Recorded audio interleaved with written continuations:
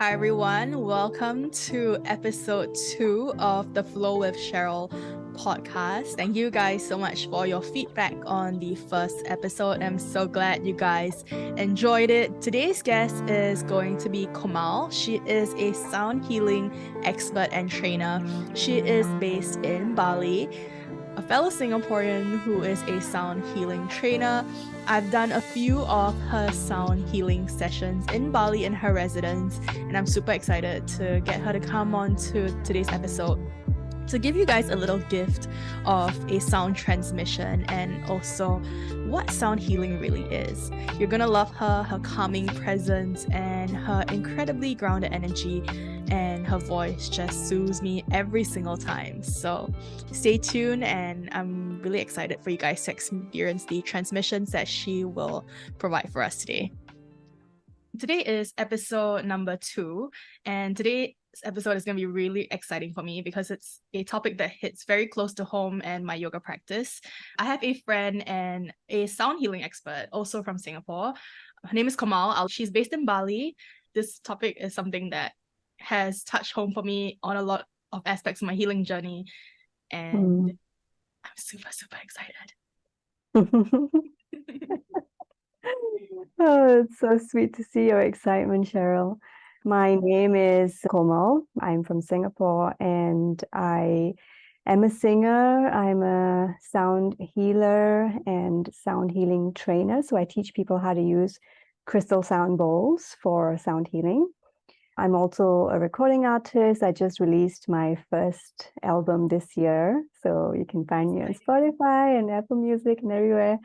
Yes, I'm also super excited. And I'm also a recently published author. So yeah, I've definitely been expanding a lot into different areas. But my main focus is exploring sound frequencies and light frequencies. I also help people experience psychedelic trips, but without using the psychedelics. Interesting. I love it. I'm really, really excited because my first encounter with Kamal, or especially, maybe why don't you tell us what sound healing is in its short definition? Okay, in a very, very short, summarized definition, sound healing is basically the practice of using sound frequencies to help you to feel calmer, to improve your mood, improve your anxiety, to help you lower stress levels, to just increase your feelings of well-being through the use of sound and sound frequencies and music. So that's, in a nutshell, what sound healing is. So some people might have on Spotify actually heard of crystal singing bowls, or you've heard the Tibetan bowls and the gongs. I see the bowl Kamal has behind her. So those are some of the bowls. And do you primarily do one-to-one private trainings at your residence, or do you do group trainings? So I have a mix of both. I have private and group trainings, but I don't take on more than 3 people in a group training because I personally really, really see the value of keeping groups really small so that I can provide more one-to-one attention and more intimate, focused time to help people to refine their skills. Because that's what I really want. I want people to feel like they can walk away from a training feeling fully confident to start leading their own sessions or to start doing these sessions on themselves or their family members. So yeah, it's really important to me to keep the group size really small. Otherwise, it's really, I feel like it's not worth the attention, or the time. It's just not worth it for me. I bet you, like, I know you don't share a lot of it on social media, but when I stepped in, I was like, this is Ubud, like literally in the heart of Canggu. I literally felt like I never wanted to leave. And I think her entire place just sets you have to experience it for yourself. But let me give you a bit of background, or for those of you who don't know. So I'm very Hatha and Vinyasa trained in aspect that is very dynamic. So my first experience and how I got to know about sound healing for the first time is through a restorative yoga group private session. So where you lie in a very relaxed posture. So the body is very relaxed in itself. So that's what the restorative aspect does. And my teacher in that time, she was hitting these sound crystal singing bowls. And the entire time, maybe because I was really mentally and physically exhausted, I had no idea that I buzzed out and fell asleep. And I said, was I really that exhausted, or was it because of the singing bowls? And I had no idea. So unpack a little bit more for us listening. How does the impact of the bowls actually make you go into such a deep state of relaxation to the point that you don't even realize that you've fallen asleep? And that in itself, for living in Singapore or in our lives these days, how oftentimes do we get to really rest and really quiet down and fall into a deep state of relaxation just like that? Yeah, exactly. So sound is so powerful because it can really guide people very easily into those deep states of rest.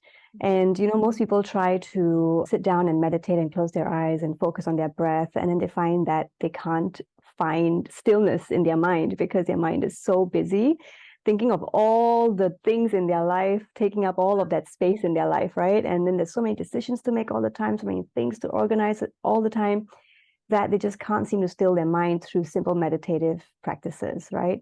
So I feel like for me as well, sound has been a tool that helps my mind to create sort of like an anchor, or like a focal point. My mind can go there, and it helps my mind to just come into stillness a lot faster.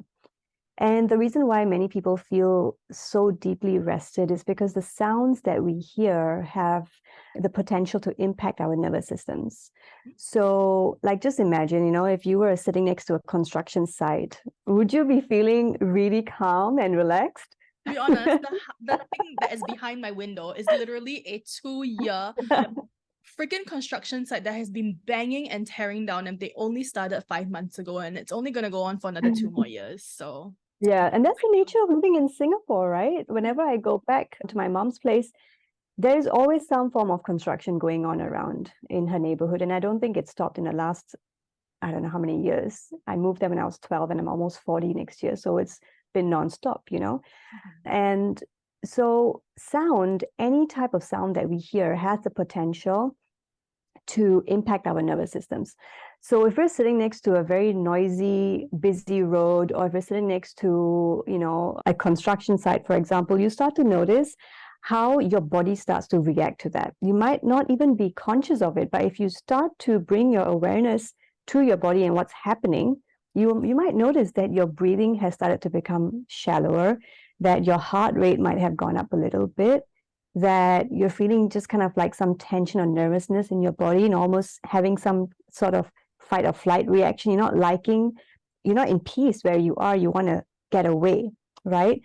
But and the total opposite of that is the sound healing. So when you're in a space where someone, a facilitator, is leading a sound healing journey for you, they have these beautiful instruments, they have crystal singing bowls, or they have Himalayan bowls or chimes or anything else, that is a harmonic instrument that produces beautiful sound. You will start to notice that your body reacts to those sounds also, but in the total opposite way of if you were sitting next to a construction site. So you will notice that your breath starts to calm down. You start to take deeper and longer breaths. Your body starts to, ease into rest. Your muscles are less tense. You start to feel more relaxation in your body.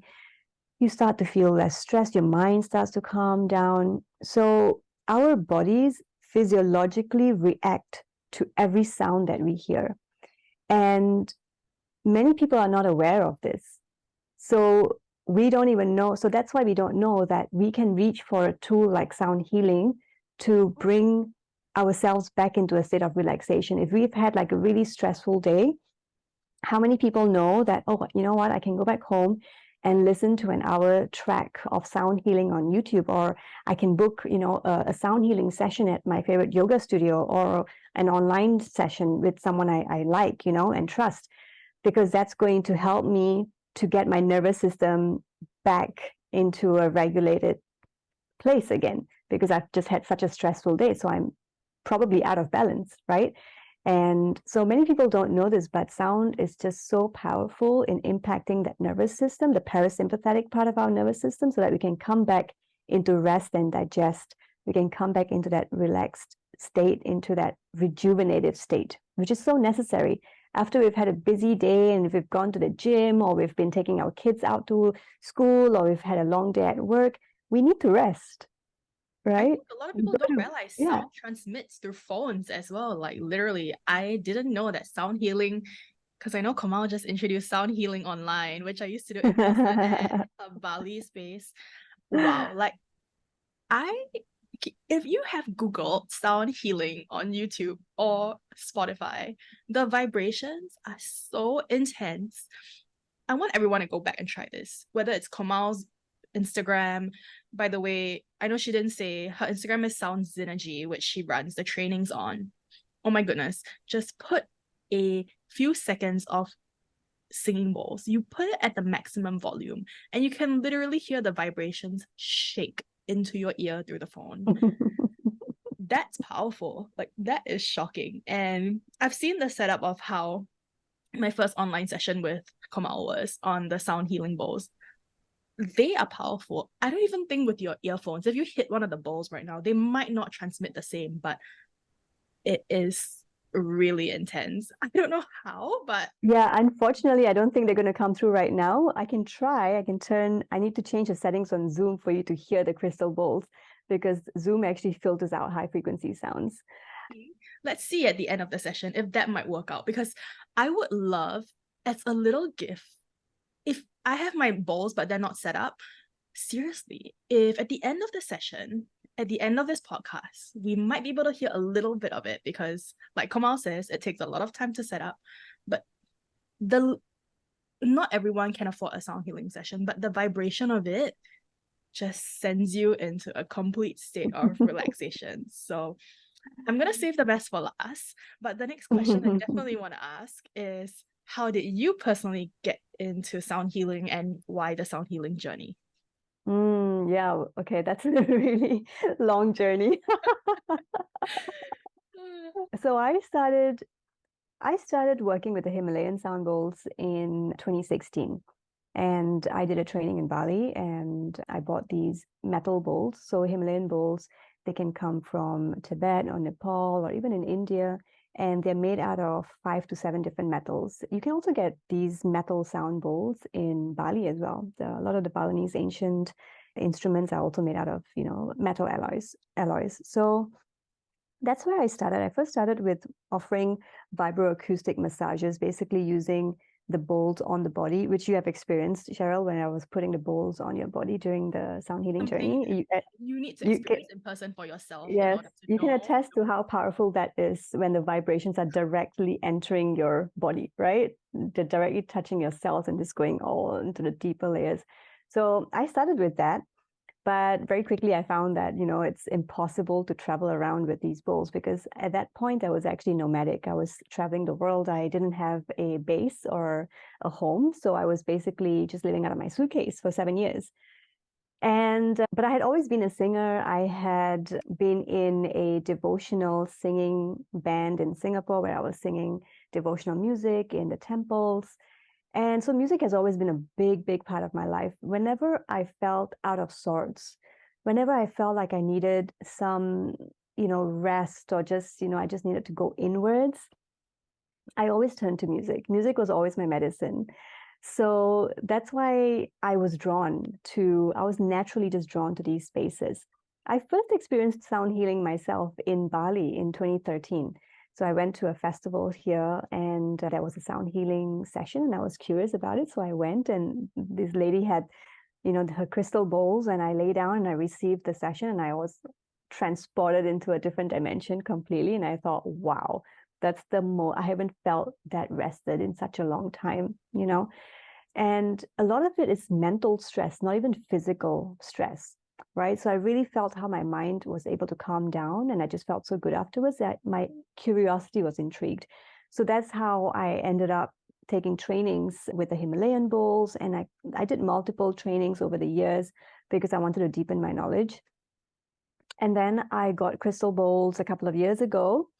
Just out of intuition, I always follow my heart. One of the ways that I make decisions is I feel my body, if it says yes or if it says no. And I can normally tune into that very strongly. I always know. And I saw a message, someone was selling her bowls, and I was like curious about it. So my body was like a yes. I bought the bowls, and as soon as I got the bowls, I feel it's something transformed, something really shifted in me.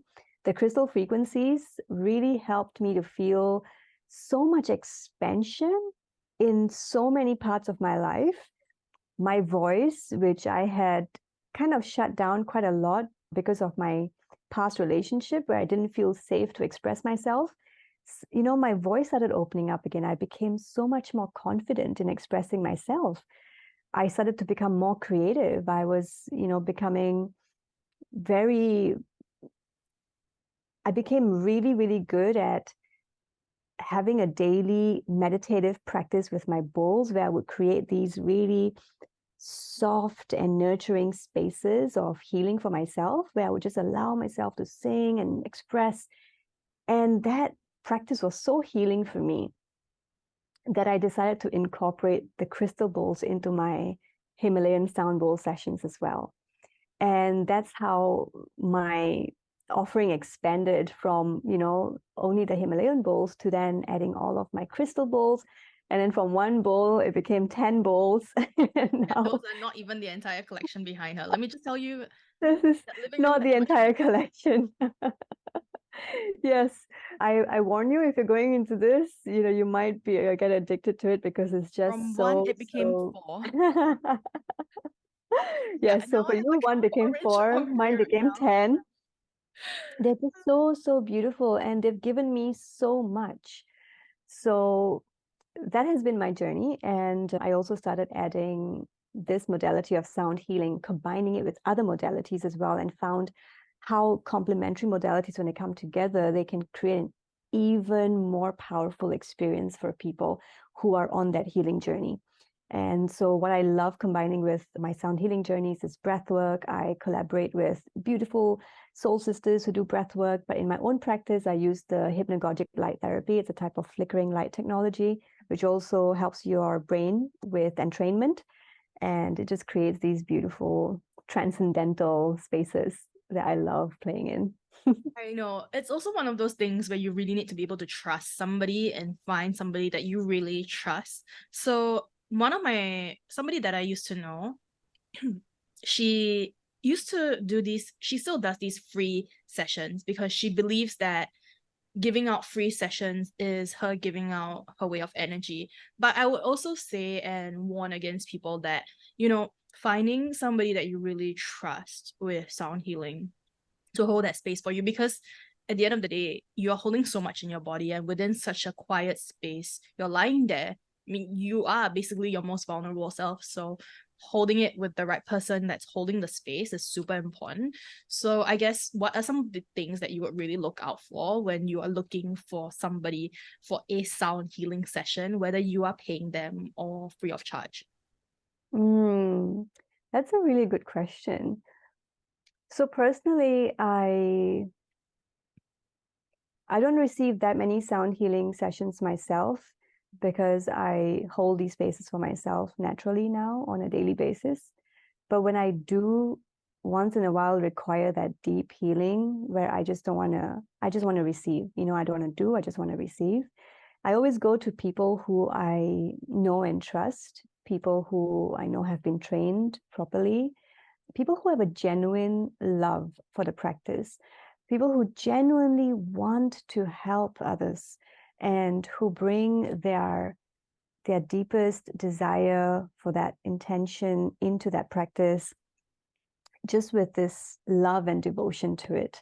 So I feel into the energy, and if I feel that love and devotion for sound as well as for helping others, then that for me is it's a green flag that I would very happily enter into that space to receive from them.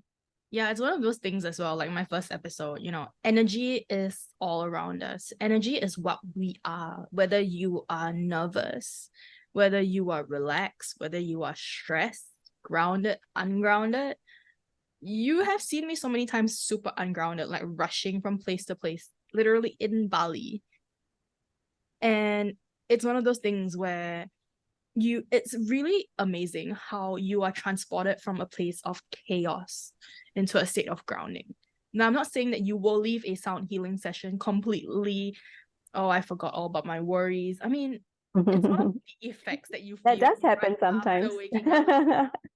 It's like as if, whoa, what happened? I feel like I was able to process my emotions a lot better. Like I could feel into them and tap into them. But I wouldn't say they erase out all your worries. But I would say the one thing that's helped me in sound healing is that it's really helped me to better flow through my own energy and process to regulate. Because a lot of the times, vibrations and frequencies flow through and they create wavelengths. So I like to think that they literally create wavelengths in your brains to help you process a lot of the things that you experience. And behind you are the bowls. What are the different types of singing bowls that exist, or the kinds that you know of? Before we jump to that question, can I just add something to what you were saying? Because that's so, so powerful. I would love to add that, when we receive a sound healing session, it's not that we forget all of our worries, but because our systems come into a state of regulation, we can approach those worries from a much better place of not being dysregulated. So imagine if you had a worry in your life, but you were approaching it from a state of dysregulation, you probably would make the problem worse, or you might be in a reactionary state.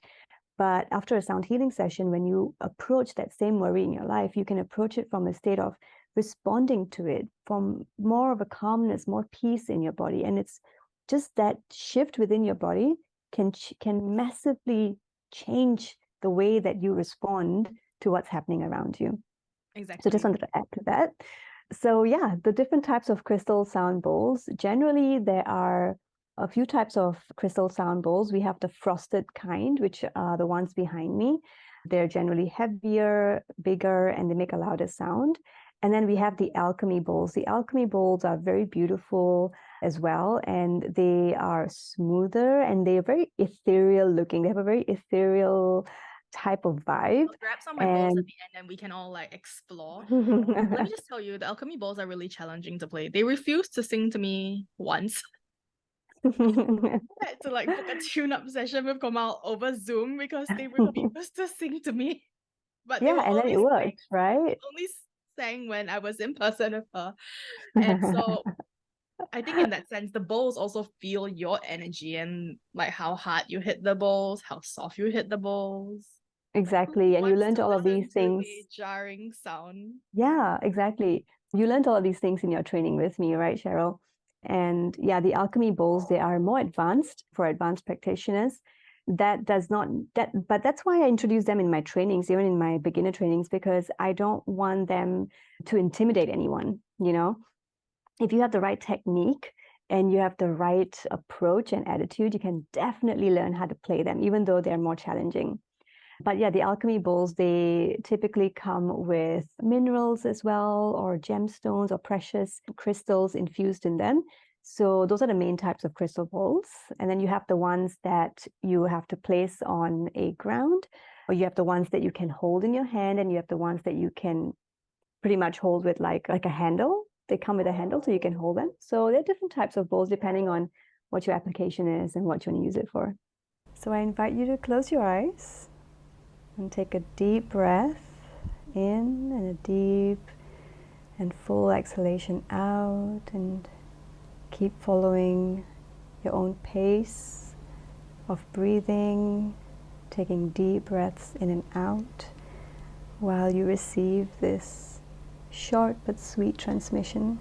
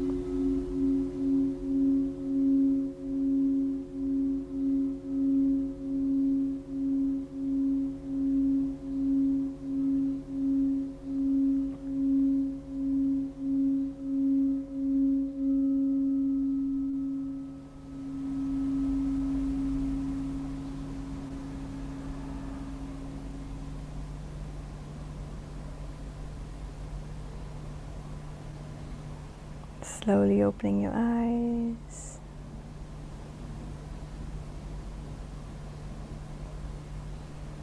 Welcome back. I hope everyone actually fell into a state of relaxation. So that's just a snippet of what a 90-minute session sounds like. 90 minutes, correct? Like in a full... Yeah, most of my sessions are 90 minutes, but we start with dropping in and, talking about what's coming up for you, setting your intention, because working with intention is so important. Whenever we start with intention, we allow our thoughts to have something to focus on, which, as you know, where thoughts go, right? Energy flows, right? Where attention goes, energy flows. So I love working with intentions. And then we have a sound healing experience with many different instruments. What you just heard was just 2 or 3 different bowls, but I love to use many other instruments as well. Into a state of relaxation within 2 minutes. Trust me, 90 minutes is like fluid state. Like for me, going through healing myself, we all have different definitions of what healing is, whether you're going through a divorce, a breakup. For me, I couldn't express my thoughts because I had repeated my situation over and over to so many people. And it was such a complex situation. And I didn't want to say anymore. I was tired mentally, physically of explaining myself. And I think the thing I love about sound healing is that you don't have to say anything that you don't want to and just go in the session, let the sound guide you. And sometimes you might even cry. You release the emotions because you feel so raw. I do cry sometimes before the session or even after.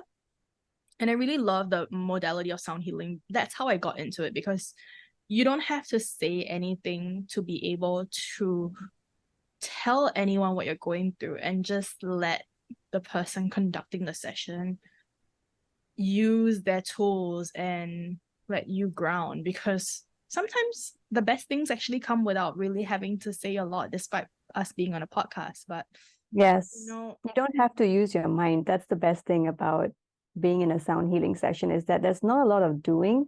It's mostly just receiving, just being, and just allowing, right? As you know, you can tell from your own experiences, so much of allowing. So when the emotions come up, something is asking to be seen, and it's being brought to your awareness, and it's being asked to, let go. So you allow it to come, you allow it to surface, and you allow the release as well, right?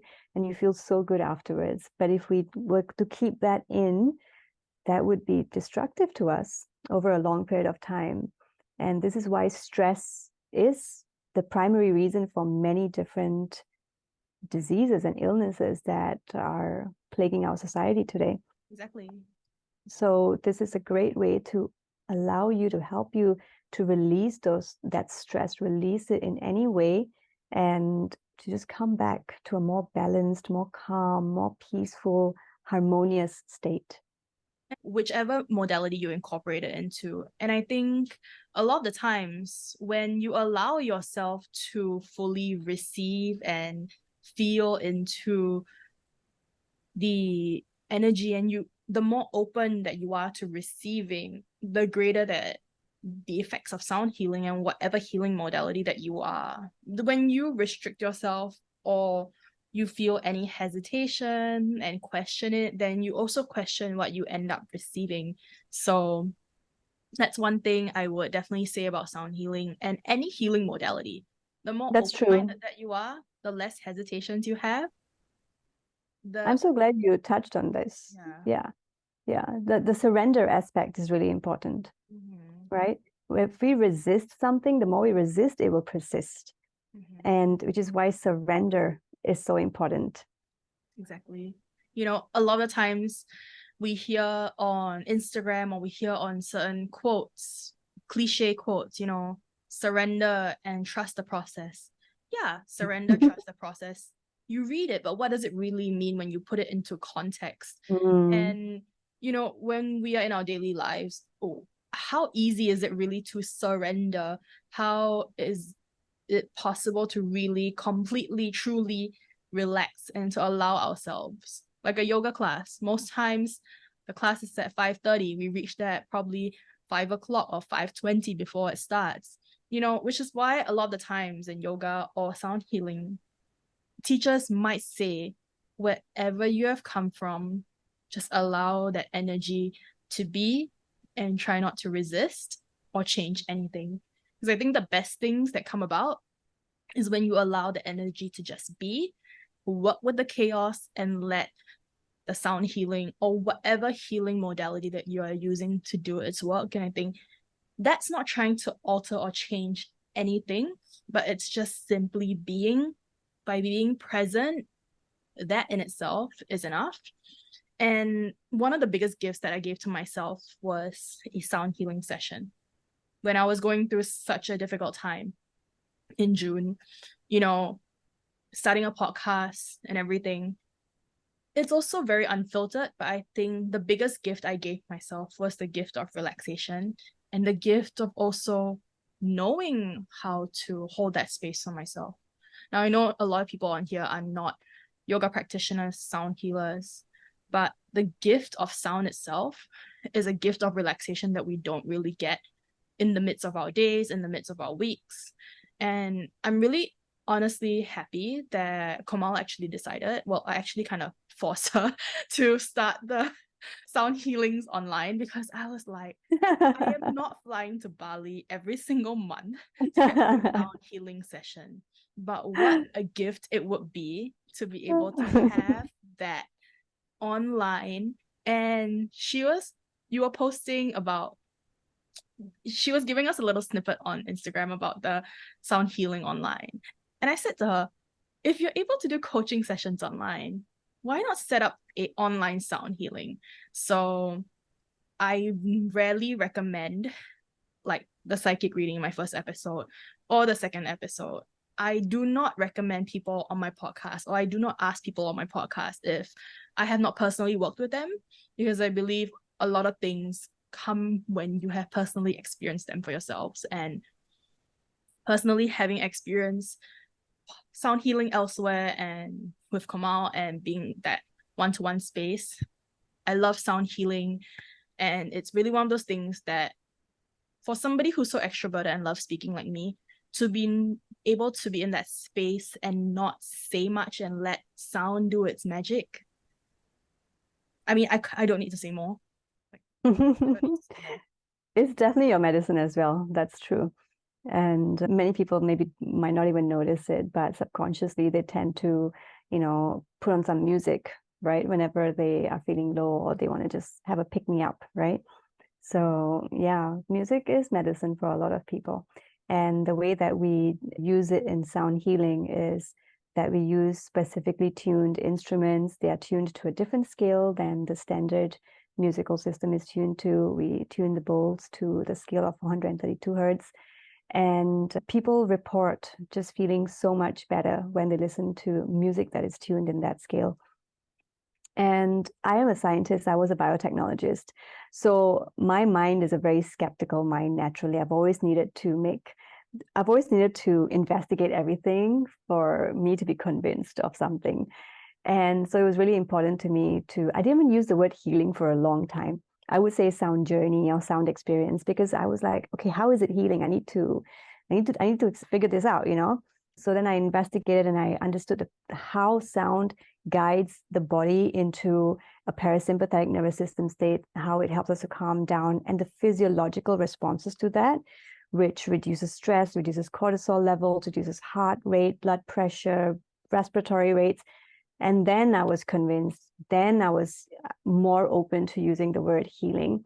And I totally agree with you that when we approach any modality, if we approach it from a state of, if you went to this modality, there was something inside you, your inner voice, that was guiding you towards it. So trust the inner voice, trust your intuition, and allow yourself to surrender to that experience so that you can really experience it in its entirety and take away the most from it. It's being open-minded. I know in Singapore, we lived in a very closed off society, let alone Singaporeans starting a podcast. You know, I think the both of us and a lot of people that I have on my podcast, we all have grown up in a different culture as compared to Singapore. And it is a privilege and a gift to be able to hold these spaces and have the knowledge to then share. You know, the whole reason why I started this podcast in the first place is because, wellness and spirituality isn't just confined to the context of being in a yoga studio in Bali or going to another yoga space to experience a different sound healing modality or a different woo-woo belief system that I've never heard of. But these are things. And letting Komal play the bowls for 2 minutes, I hope that in essence is a testament to how powerful sound is. Because even if for 2 minutes, and this podcast is free, you allow yourself and you are able to relax, then I feel like we have done ourselves justice in sharing what sound healing is and the impacts of it. Whether you might be listening to this podcast because I've sent you the link, or you're tuning in for the first time, in that space, hearing those sounds within those 2 minutes, if that's already relaxing to you, that takes away some of the stress. And it's a gift that I hope you guys will be able to hold. And, it's such a wonderful thing to be able to experience sound and just the healing effects. And I mean, I can go on for hours about what the definition of healing is or how it helps, but, if that 2 minute allowed you to take a pause and really experience that gift to yourself, then our job is pretty much done on this podcast. Yeah, and I would highly encourage anyone that really received those transmissions and felt something stir inside them when they heard that to seek it out, to look for it wherever they are. Look for it in your yoga studios, look for it online, look for it on YouTube. There's so much resources out there in this space. And I hope that this is just the beginning of your sound journey. Yeah. I mean, I felt called to do a training with Komal. I remember coming across Komal on a WhatsApp group, and she was holding a private training. And I remember me being interested in doing my training and having my own set of bowls. I didn't know where to start. So yeah, Komal, I believe she runs Sound Synergy, which is her sound healing training courses. I'll leave it in the show notes below. So, but if anyone would actually like to book a session with you, how do they go about doing that? They can just go on my Instagram and send me a message there, on Facebook, and they can find me under Sounds Energy. So that's Sound, Z-E-N, Energy, Sounds Energy. So just send me a DM there and yeah, I'll book you in. Yeah. So I believe Komal does her trainings one-to-one in person in Bali only, but for sound healing sessions, are you still actively doing them online? Yes, I am still offering them online, and I am still in Bali, so not traveling at the moment. So I'm looking forward to welcoming. If you feel called by any of the content that we shared, you know where to look for Komal, you know where to look for Dunstan, you know where to look for any one of us. And it's a privilege to be able to hold space, and it's also a privilege to be able to invite people in the wellness industry. And I'm so thankful to be able to know people like you and like so many connections that help leverage my, honestly, this podcast like allowed me to know like how many people I actually know in the wellness industry and how many people want to come forward and actually share their experience. So I'm super excited. If I honestly hope somebody gets to go to Komal's space in person, because we'll fall in love before you even start anything. So let me just You are the sweetest. Thank you for all the kind words, and thank you for inviting me to speak about the things that make my heart just, and definitely holds a special thank you for having me. Yes. Mine thank too. you for tuning in to episode 2. And if you have any questions, send Komal a DM on Instagram, and we'll catch you in the next episode.